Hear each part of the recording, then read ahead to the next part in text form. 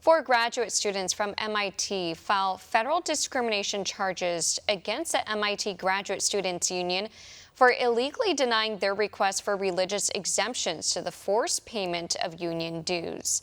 Here to talk about this further is the president of the National Right to Work Foundation, Mark Mix. Thank you for joining us. Stephanie, good to be with you again. Another day, another story of union officials using their compulsory unionism power to basically engage in ideological and philosophical causes that their members disagree with, unfortunately. And getting to that, I know there's some developments in the case, but give us some background on how this all came about. Yeah, well, this starts with October 7th, with the attack on Israel and all of the unrest that's risen up since then, both on college campuses in the United States, here in the United States, and of course, obviously, over in Israel and Gaza. But this is more about union power than anything else. And this is the union that has this power to compel you to associate with them and then to compel you to pay them as a condition of that forced association, getting involved in politics, getting outside the lanes of the things that they allege they do for workers, representing them in the workplace. And so they've taken a stand on issues that relate to Israel and the idea that, you know, from the river to the sea, some of these unions are pushing that stuff. And these Jewish students at MIT are against that. They're not necessarily against their union, but they're against their money and their voices being assimilated by the union in opposition to their very culture. And, you know, when they tried to get a religious exemption from this, a sincere religious objection under Title VII of the Civil Rights Code, the union basically decided to send them a letter and said, you don't understand what Judaism is all about. They gave them so-called remedial education about what it is to be Jewish. And they said their defense was, well, the original founder of this union was Jewish, so therefore you should have no complaint. But this is not about the workplace. It's about really issues outside of the workplace, and these people don't want to support it. One of the students, Will Sussman, wrote an op-ed in the Wall Street Journal detailing how, and that union is the United Electrical Radio and Machine Workers of America, also known as UE, and how, as you pointed out, that union endorses, for example, the boycott, divestment, and sanctions movement against Israel. So, as you said, he and other students asked for a religious accommodation to divert their dues from the UE to a charity, but that was denied. What does this say about forcing students to join a union against their will?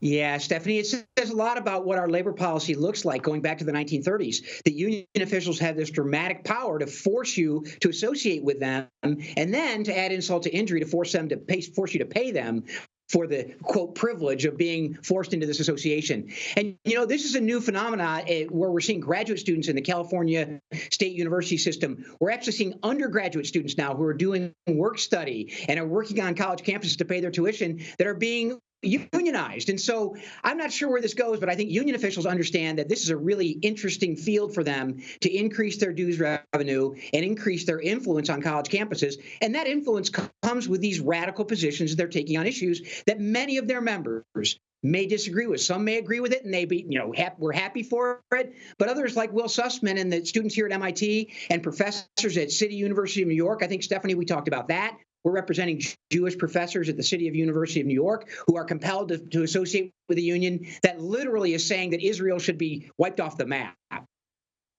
Yeah, and it paints, this just tells, it's the beginning, I feel, as though the tip of the iceberg, but this is just so prevalent and so eye-opening to see what unions and what their political views are.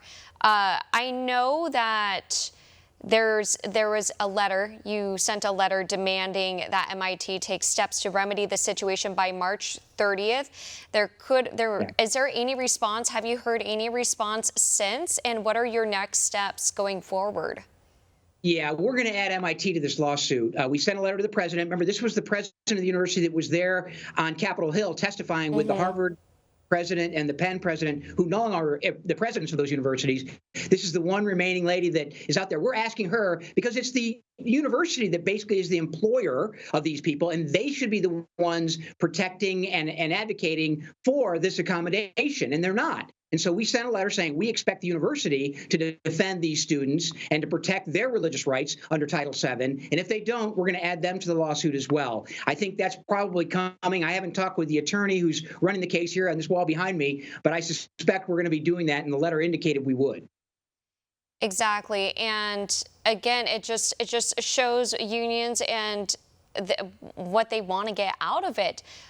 I do want to ask though. So you talk about that. Have you spoken with the MIT students since filing this lawsuit? What have they said about this case? Yeah. Well, Will's been the most outspoken with the op-ed he put in the Wall Street Journal. And then, when told by the union that he didn't know what his religion was all about, he was pretty offended by that. And he's obviously taking the counsel of our attorneys here at the Right to Work Foundation. This is unfortunately, this is not a one-off case. This is not a special circumstance. We're representing workers across the country all the time with these very same issues, whether they be religious issues or ideological issues or partisan issues. This is all part of that kind of forced compulsion that's in the law. And Will is a great spokesman for that, and he has the courage to stand up. And obviously, if he has the courage to stand up, we have the ability and the courage to defend him in a situation like this. And we'll defend any worker that wants to come to us or any employee that wants to come that's subject to this union compulsion when it comes to things outside of the bargaining unit. That's the key, too, Stephanie.